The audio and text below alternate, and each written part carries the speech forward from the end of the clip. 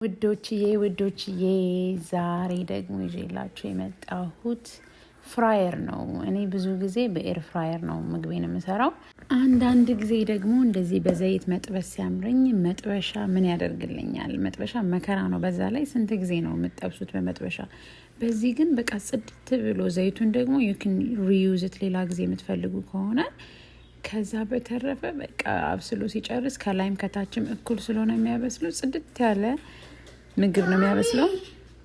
ሶሪ ልጄ በመሀል መጥቶ አቆምኩት። ግን የሚገርም ምግብ ነው የሚሰራው። እኔ ደግሞ እንደዚህ የሚጠባበስ ነገር አልፎ አልፎ ደስ ይለኛል መስራት። ጊዜ ሳይኖረኝ ሲቀር ምናምን እንዲህ ከበረዶ ነገር አውጥቼ ክትት አደርጋለሁኝ። ሳምቡሳ በጣም እበላለሁኝ። ስለዚህ ሳምቡሳ ምናምን ደግሞ አስቡት እንዴት እንደሚጠብስ። አረረብኝ ምናምን የለም፣ በቃ ፏ አድርጎ ነው የሚጠብሰው። እኔ በጣም ተመችቶኛል። የምትወዱት ከሆነ ከታች ያለችውን ኦሬንጅ ካርት ተጭናችሁ ግዙ። ታመሰግኑኛላችሁ። መልካም ቀን።